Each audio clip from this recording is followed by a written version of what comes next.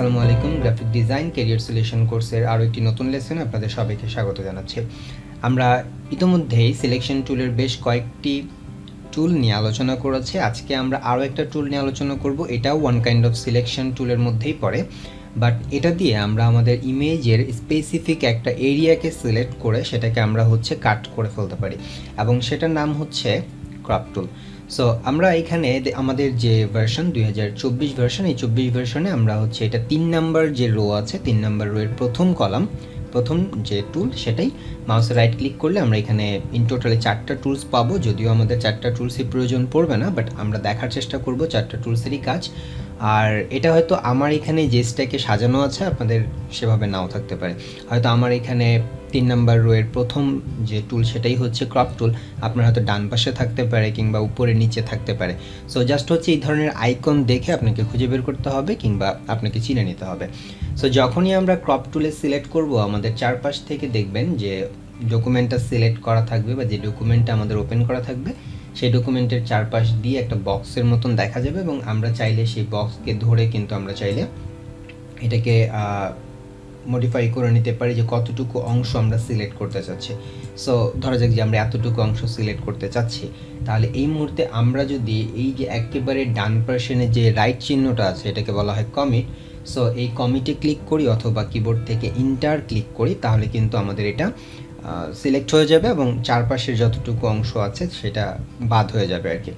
So এটা হচ্ছে আমাদের ক্রপের অংশ। এছাড়াও আমরা এই ক্রপটাকে আরও বিভিন্নভাবে সিলেক্ট করতে পারি, যেমন এইখানে আমাদের অপশন আছে রেশিও, আমরা রেশিও অনুযায়ী করতে পারি, আমরা উইথ হাইট অ্যান্ড রেজুলেশনে করতে পারি। আমরা এখানে যদি সিলেক্ট করে দেই এবং এখানে আমরা বলি উইথটা কত, আমরা ধরেন যে সাপোজ আমরা বলতেছি যে 1000 pixel. So 1000 pixel PX, short ফর্মে আমরা পিএক্স বললাম, এবং আমরা চাচ্ছি যে হাইটটা হবে 900 পিএক্স বা 900 পিক্সেল। সো এটা দেওয়ার পরে আমাদের এই ছবিটার রেজুলেশন কত, আমি যেহেতু সব হাই রেজুলেশন ইমেজ দিচ্ছি আশা করি যে এটা রেজুলেশন 300ই আছে। সো 300 দেওয়ার পরে আমি যদি কমিট করি বা আমি যদি ইন্টার প্রেস করি, তাহলে কিন্তু এটা এই পর্যন্ত সিলেক্ট হয়ে যাবে এবং এটাকে সে ছোট করে 1000/900-তে কনভার্ট করে দেবে। সো আমি যদি ইন্টার প্রেস করি, দেখেন এই যে আমরা এখানে কমিটে ক্লিক করলাম অথবা ইন্টার প্রেস করলাম, তাহলে এই ডকুমেন্টটা এখন কিন্তু আমি যদি নেভিগেশন মেনুর ইমেজে যাই, ইমেজ থেকে ইমেজ সাইজ চেক করার জন্য দেখেন 1000/900 রেজুলেশন 300 আমরা যেটা দিয়েছিলাম সেটাই আসলো। যদি আমরা মনে করি যে আমাদের কাজটি ভুল হয়ে গেছে এবং আমরা আগের অবস্থায় ফিরে আসতে চাই, তাহলে কিবোর্ড থেকে Ctrl+Z প্রেস করতে পারি। কিবোর্ড থেকে Ctrl+Z প্রেস করলে আমরা আবারও আগের অবস্থায় ফিরে আসব, অথবা আমরা নেভিগেশন মেনুর এডিট থেকে আনডু নামে যে অপশনটা আছে সেখানে ক্লিক করলেও কিন্তু আমরা আগের অবস্থায় ফিরে আসতে পারবো, এবং এটা প্রায় 20টি ধাপ পর্যন্ত আমরা ব্যাক করতে পারবো। আমাদের যে কাজগুলো আমরা করে আসবো সেগুলোকে আমরা 20 ধাপ পর্যন্ত ব্যাকে যেতে পারবো আর কি Ctrl+Z এর সাহায্যে। এবং যারা অ্যাডোবি ফটোশপে CS6 ভার্সনটা ব্যবহার করবেন তাদের Ctrl+Alt+Z ব্যবহার করতে হবে, আর যারা CS6 বাদে অন্য ভার্সনগুলো ব্যবহার করবেন তারা শুধু Ctrl+Z ব্যবহার করলেই হবে আর কি। আচ্ছা, সো এটা হচ্ছে আমাদের ক্রপ টুল, মানে আমরা স্পেসিফিক একটা এরিয়াকে সিলেক্ট করে ক্রপ করে নিতে পারি, কেটে নিতে পারি।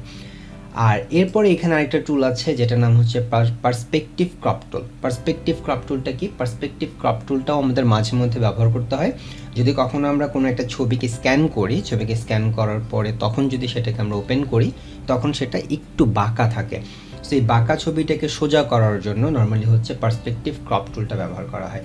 তো আমি এটার জন্য যেটা করব সেটা একটা ইমেজ আমি নিয়ে আসবো। এখানে আমার একটা ইমেজ আছে, আমি ইমেজটাকে ড্র্যাগ অ্যান্ড ড্রপ করে পাশের ট্যাবে ওপেন করলাম। এইখানে আমাদের এই যে ট্যাবটা একটু শোয়ানো অবস্থায়, একটু হেলানো অবস্থায় আছে। সো এইটাকে যদি আমি সোজা করে ক্রপ করতে চাই, তাহলে আমাকে পার্সপেক্টিভ ক্রপ টুল ব্যবহার করতে হবে। So perspective crop tool select করার পরে আমি জাস্ট যেখান থেকে সোজাভাবে এটাকে নিতে চাচ্ছি, জাস্ট এভাবে করে আমি লাইন দিয়ে দিব।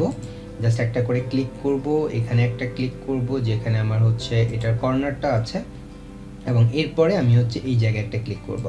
সো এরপরে দেখেন এটা এতটুকু অংশ সিলেক্টেড হয়ে গেল, এবং আমি যদি এখন ইন্টার প্রেস করি অথবা কমিট যে আইকনটা আছে এটাতে যদি আমি ক্লিক করি, তাহলে এটা সোজা হয়ে যাবে এখন কিন্তু এটা সোজা হয়ে গেল। সো এটা যদি আমরা যতটা নিখুঁতভাবে এটাকে সিলেক্ট করব, এটা তত বেশি সোজা হয়ে যাবে আর কি।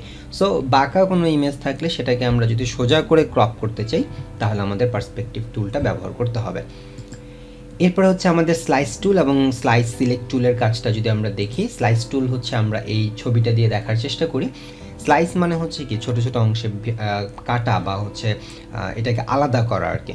সো আমরা যদি এখান থেকে স্লাইস টুলটা সিলেক্ট করি, তাহলে দেখেন আমাদের মাউসের যে কার্সার, সেই কার্সারটা কিছুটা চাকুর মতন শো করবে এবং আমরা চাইলে এখন এটাকে এতটুকু অংশে কাটতে পারি। লাইক আমরা পাজল টাইপের যদি করতে চাই, এতটুকু অংশে কাটলাম, তারপরে হচ্ছে এতটুকু অংশে কাটলাম। তার মানে হচ্ছে আমাদের এখানে যে স্লাইসগুলো হচ্ছে, এটা 1 নম্বর স্লাইস, এটা 2 নম্বর স্লাইস। এরপরে ধরা যাক যে হচ্ছে আমরা এইভাবে করে সরি, তারপরে আমরা এখানে আবার আরেকটা স্লাইস আমরা করব, এখানে একটা, দেন হচ্ছে এখানে একটা। তার মানে এই ইমেজটাকে আমরা কিন্তু অলমোস্ট 5 ভাগে ভাগ করে ফেলবো।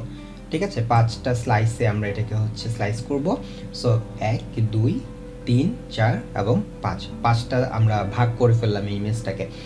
আর এখানে ইমেজ স্লাইস যেটা আছে, স্লাইস সিলেক্ট যেটা আছে, সেটা দিয়ে আমরা কোনো একটা স্লাইসকে যদি সিলেক্ট করতে চাই, লাইক এই স্লাইসটাকে সিলেক্ট করলাম বা এটাকে সিলেক্ট করলাম, আমরা যদি মুভ করতে চাই, এই টাইপের কোনো কাজ করতে চাইলে তখন আমাদের স্লাইস সিলেক্ট টুলটা ব্যবহার করতে হবে। নর্মালি যদি আমরা এমনি স্লাইস টুলটা জাস্ট সিলেক্ট করে রাখি, তাহলে কিন্তু এটাকে মুভ করা যাবে না, আমরা কিন্তু মুভ করতে পারবো না, এখানে জাস্ট আরও একটা স্লাইস হবে। ঠিক আছে, তো স্লাইস দিয়ে হচ্ছে সেটাকে কেটে দিবে এবং স্লাইস সিলেক্ট দিয়ে আমরা কোনো একটা স্লাইসকে যদি সিলেক্ট করতে চাই প্রয়োজন মতো, তাহলে সেটা আমরা করতে পারবো। সো এই যে আমরা স্লাইসগুলো করলাম, এখন এটাকে যদি আমরা আলাদা করে সেভ করতে চাই ইমেজটাকে, তাহলে আমরা চলে যাব নেভিগেশন মেনুর ফাইল থেকে এক্সপোর্ট থেকে এক্সপোর্ট সেভ ফর ওয়েব, এইটাকে আমরা ব্যবহার করব। সেভ ফর ওয়েব যেটা, এটাতে ক্লিক করলাম। এরপরে আমাদের এখানে আমাদের যে ইমেজটা আছে, সেই ইমেজের একটা প্রিভিউ দেখাবে। আমরা এখানে প্রিসেট যে অপশনটা আছে, সেখানে হয়তো আপনাদের জিপ সিলেক্ট করা থাকতে পারে। এখানে আপনি PNG 24 কিংবা JPG যে কোনো আপনি ফরম্যাট সেট করে দিতে পারেন, এটা আসলে খুব বেশি সমস্যা করবে না। আর নিচের দিকে যে 100% ভিউ আছে, আপনি চাইলে এই ভিউটাকে কমাতে পারেন। এই ভিউটাকে আপনি যদি ছোট করেন, তাহলে এটা দেখা যাবে। সো এই মুহূর্তে আমাদের কিন্তু দেখেন এটা এক্সিকিউট হওয়ার জন্য লোড নিচ্ছে। সো লোড নেওয়ার কারণে এটা কিন্তু কিছু সময়ের জন্য মনে হচ্ছে যে হ্যাং করবে। সো এটাতে আসলে ঘাবড়ানোর কিছু নেই, কিছু সময় অপেক্ষা করবেন। এবং আমি যদি এখান থেকে যেমন দেখেন 6.3% ভিউতে আমি এটা দেখার চেষ্টা করি, তাহলে 1 2 3 4 5, সো 5টা স্লাইস আমার এখানে হওয়ার কথা। সো বাকি সব কিছু সেম রেখে, আপনাদের হয়তো বাই ডিফল্ট এটা PNG 24 থাকবে না, আপনাদের জিফ থাকবে, আপনারা এটা পরিবর্তন করে নিতে পারেন। অ্যান্ড দেন হচ্ছে আমি সিম্পল এটাকে সেভ করে দিচ্ছি।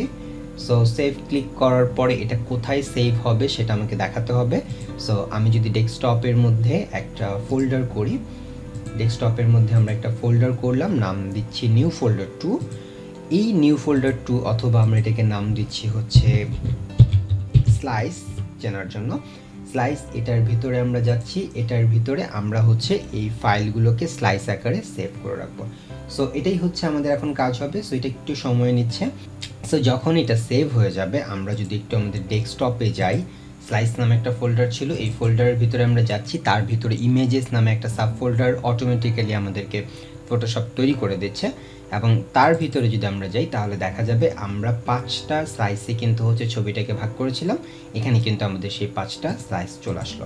সো এইভাবে করে আমরা বিভিন্ন ধরনের পাজল ইমেজ তৈরি করতে পারি যদি প্রয়োজন হয়। বাট এটা আসলে পাজল তৈরি করার জন্য ব্যবহার করা হয় না, এটা হচ্ছে আমাদের যখন আমরা কোনো ওয়েবের ট্যাম্পলেট থেকে স্পেসিফিক কোনো একটা এরিয়াকে সিলেক্ট করতে চাই কিংবা একটা লোগোকে আমরা নিতে চাই, তখন সাধারণত হচ্ছে আমরা এই স্লাইস টুলটা ব্যবহার করি।